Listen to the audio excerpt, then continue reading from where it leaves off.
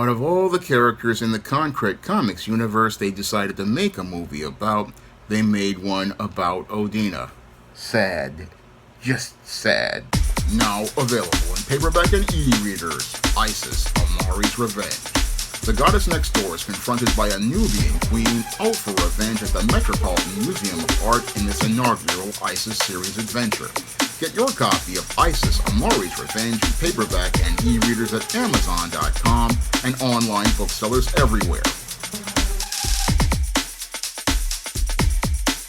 Better get the coleslaw, y'all, cause we're having us a barbecue. I got a chance to take a look at Konkret Comics' first superhero movie, Drafted Origins, this weekend. And after taking a look at Konkret Comics' first superhero movie, Drafted Origins, it's clear to me that this film basically was based on a first draft of a screenplay from an amateur screenwriter who really didn't know anything about storytelling, and a production crew that knew nothing about how to make a film, because what was presented on screen in this movie was far worse than anything I've seen from some of the worst filmmakers in history, such as Tyler Perry and Ed Wood, and I never thought that you could possibly surpass the poor quality of filmmakers like Tyler Perry and Ed Wood, but here we are. Now, in the case of Tyler Perry, I could excuse the films being bad due to his inexperience and later on his just complete indifference as related to not wanting to change. And in the case of Ed Wood, here was a guy who just had a good heart and just wanted to make films and make movies and be famous. So I could understand the poor quality as related to those films, but in the case of Drafted Origins, this film should have never been made because it's just clear to me that this whole project just wasn't ready for prime time. And it wasn't ready for prime time even back in the days where Konkret was publishing the comic Odina, because as someone who owns all 4 or 5 issues of Odina, I can tell you that this book is one of the weakest books in the Konkret Comics universe, and it's not the one, if I were running Konkret Comics, I would approve to be made into an adaptation for a film, because the story in and of itself is just not strong enough for any sort of medium. I mean, it struggles as a comic because the writer doesn't really understand things like character development and pacing or even voice, and that's basically what we see translated on the screen of this adaptation that really feels like something that comes from a really inexperienced person who doesn't understand how the medium of film works. Now, when it comes to adaptations, you have to understand that a comic and a film are 2 different forms of medium, and the people who made this film, Drafted Origins, really didn't seem to understand that. No, they didn't seem to understand that when it comes to a adaptation, it can't be like the comic. No, it has to be its own unique story, because comics and the screen work completely differently.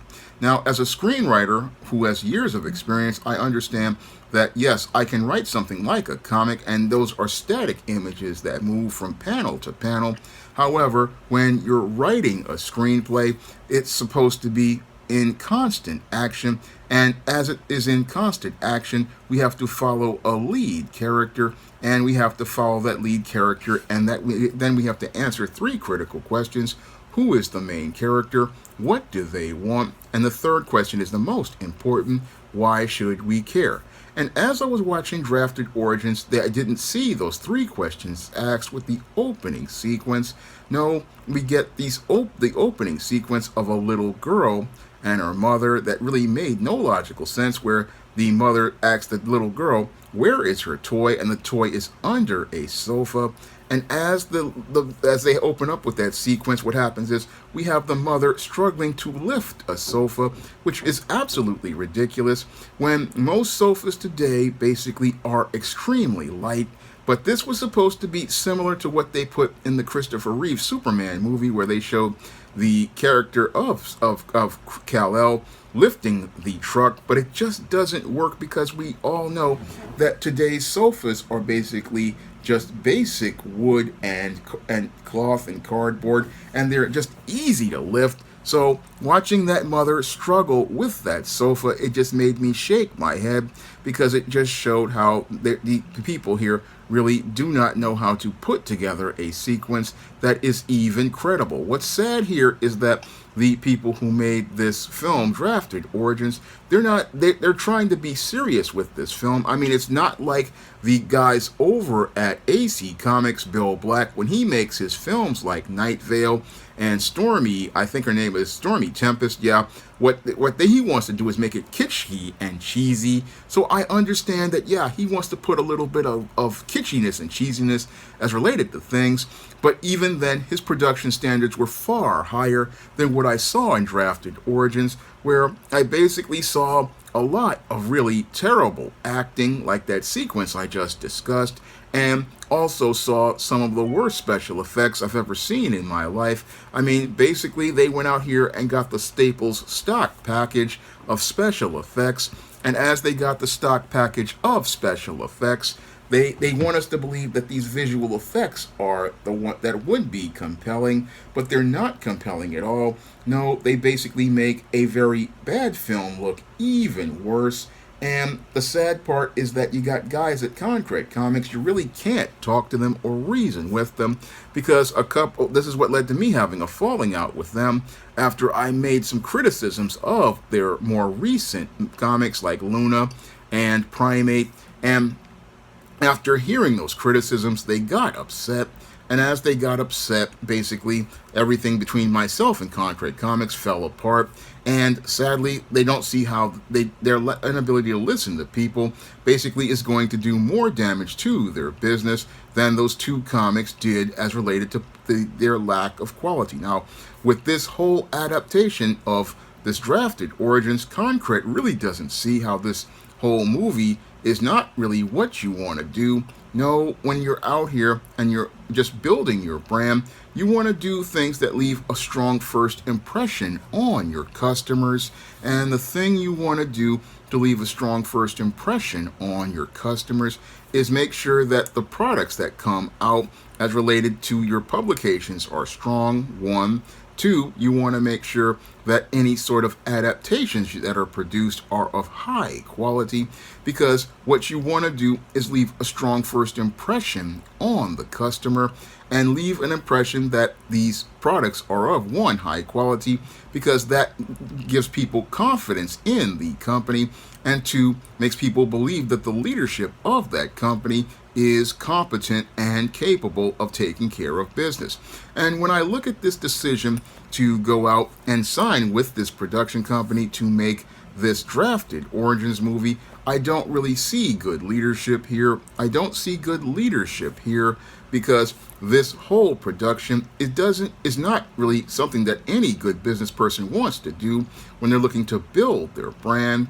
No, you don't want to go out here and make something that basically leaves a terrible first impression on customers as related to a film based on your characters, because you only get one chance to make a good first impression on your customers. Moreover, you only get one chance to make a good first impression on investors. And when investors look at a company and they see a company going out here and making a decision like this to allow somebody to adapt material as related to their brand, and they see them going out here and allowing them to make a film this bad, investors start looking at those people with a side eye, because when you look at Drafted Origins and you just look at the just overall all terrible production values, terrible acting, terrible writing, and just overall awful movie. I mean, when this movie hits streaming, it's not going to be something positive, because with this movie, I saw something worse than many of the terrible films I've seen over my life, and I've seen quite a few terrible films. I mean, as a kid, I sat through Superman 3 with Richard Pryor, which was one of my first bad movies. The second bad movie I saw was the movie Heart Beeps, and those or really two cinematic turds. And over the course of my life, I've seen some really terrible superhero movies, such as Superman 4: The Quest for Peace, Batman and Robin, the 1990 Captain America, the 1989 Punisher, which really wasn't that bad, but it was the production values that undermined that film. And I've seen other terrible films, as like Spider-Man 3 and many later MCU movies. And I'd have to say that as related to superhero movies, Drafted Origins surpasses them in terms of poor quality. And when it comes to black films, I mean, this film basically is so bad it blows the doors off many terrible black films I've seen over the course of my life, such as Gang of Roses, which is the worst Western I have ever seen in my life, Nora's Hair Salon, which I can never get through because this film is so terrible, and Hope Street Christmas, which is just absolutely awful. I mean, this film, again, surpasses those movies and even Tubi movies. I mean, the movie Cinnamon basically was a small budget movie with Pam Grier, and it was 12 times better than this. I mean, this Drafted Origins just shows me that this film should have been made because it basically feels like the first draft of a screenplay, and the first draft of a screenplay by an inexperienced screenwriter who really doesn't know how to translate material for the screen. I mean, that's what I saw as related to Drafted Origins, a first draft of a script that was shot basically as a so-called movie, but didn't even feel like a movie or feel like a good comic book adaptation. And I've seen better work done with the Valiant characters. I mean, I remember watching a series of Valiant of episodes which featured John Morrison as he was playing, I believe, one of the characters in the Valiant universe, and other people, and they captured more of the spirit of the Valiant universe and the characters of the Valiant universe. It felt like Valiant, and it felt like a Valiant movie, but when I look at this, I had a hard time figuring out it was Odina. I had a hard time figuring out it was Odina because when it comes to the Odina character, she suffers from the worst character development as related to all of the characters in the Konkret Comics universe. She has the slowest stories in the Konkret Comics universe. She has the worst pacing of all the characters in the Konkret Comics universe. And she has the worst dialogue of all the characters. And what's sad here is that even though it's supposed to be an Odina story, she's just in the background of her own movie, the same way she's in the background of her own book, and that's not a good look for this character and giving us a good first impression of this character because it fails to answer that critical question, and that critical question is, why should we care? I mean, it was hard to sit through this movie. I mean, I was trying my best to sit through this movie and trying to figure out what was going on. It was really hard to do that because the overall screenwriting was so bad that they didn't even introduce characters with their names in the beginning. And when you're a screenwriter, one of the things you want to do is introduce a character by having another character call them by their name, have them be acknowledged as, okay, this is the lead character, this is what they want to do, this is why I should care, and that wasn't presented here in this whole movie. And this movie, again, it just seems like the people at Konkret were just so eager to get their characters on screen and caught up in their feelings about getting their character on screen that they weren't thinking about how that character was going to be presented on screen, or the impression that is supposed to be presented when you put that character on screen. That's what a seasoned screenwriter and a seasoned writer like myself have to think about, because we understand that if we go out here and put together a script, one, we only have one chance to get a good first impression, and two, we have to go out here and put the story and make it solid from the beginning with a proper introduction of the characters, a proper introduction of the conflict, and give people that reason to care. That's what we need as related to presentation of characters on screen, because again, you only get one chance to make a first impression. And sadly, the first impression I got of the first Konkret Comics movie is that their foundation as related to filmmaking and adaptations isn't solid, and they really do need somebody there to really sit there and teach them about production and how to do proper productions. Because when people look at a bad production, they not only look at it and say, okay, these characters are possibly not really great, but they also question the competence of the people behind the scenes as related to these business decisions, and that can lead to somebody going whether or not they want to invest in them later. I mean, you have to really think about what you're doing as related to your business decisions, because those business decisions can really impact your business, and drafted origins basically isn't the kind of material that I would want to adapt for as material as related to things if I was in charge.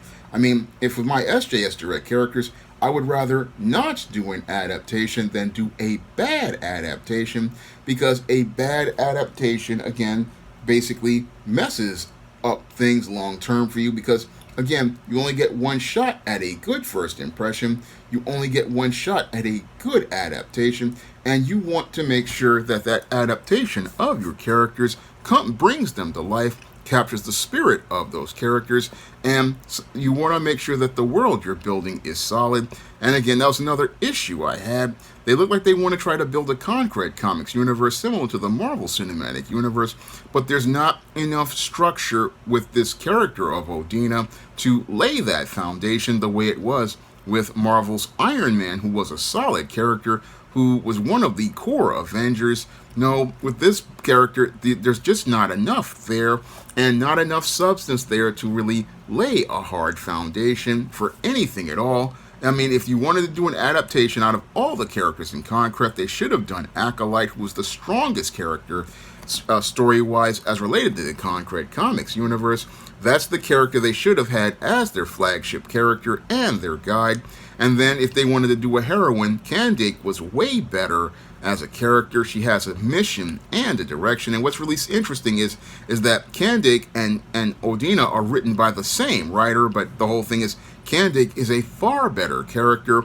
And I would have gone out here and again looked at and done either Candake or Acolyte. Those are characters you really would leave a good first impression on people, and possibly could have been done with a small budget if you just knew how to work things. But this whole drafted origins, again, this is one draft that really shows how inexperienced the people at Konkret Comics are as related to adapting characters for video and film. Now, if you want to pick up my first full comic, John Haynes at Death's Door, you can find that comic on Lulu.com right now, and you can pick up a paperback copy for the same price as the 2022 Kickstarter by clicking the link in the description box. Now, I'm hoping to get John Haynes at Death's Door available for Amazon in a manga edition, and I'm hoping to get that out soon. I'm just laying out the pages, and I need to get the PDF together, and I hope to get that out to you guys sooner rather than later. And if you want to try out some of the action-packed fantasy fiction on the SJS Direct universe, you can pick up the books in the ISIS series, the Esteem series, the John Haynes series, the books of the Spinsterella trilogy, the My Black Sorority novel, The Thetas, and My Black Vampire novel, Eternal Night. You can find all of those books in the SJS Direct universe in paperback and digital format on Amazon.com in Kindle and paperback, and you can also find them in digital format at other online booksellers like Draft to Digital, Google Play, Barnes & Noble, and big box retailers like Walmart and Target. And if you'd like to help me be able to make the next SJS Direct Universe comic, you can send a donation to the Patreon, the PayPal, or the Cash App by clicking the links in the description box. That's all I have to say for this video. You can comment, rate, and subscribe. Now available in paperback and e-readers, Esteem Horror in the Hamptons. The aspiring angel tries to escape a house of horrors in this action-packed, all-new Esteem series adventure. Get your copy of Esteem Horror in the Hamptons in paperback and e-readers at online booksellers everywhere. Now available in paperback and e-readers, ISIS Dark Incubus. The goddess next door gets enthralled in a romantic entanglement with an evil incubus in this all-new ISIS series adventure. Get your copy of ISIS Dark Incubus in paperback and e-readers today. Now available in paperback and e-readers, John Haynes' Illuminati, the man who rules the world, takes on the head of the global elite in this all-new action-packed John Haynes series adventure. Get your copy of John Haynes' Illuminati in paperback and e-readers at Amazon.com and online booksellers everywhere.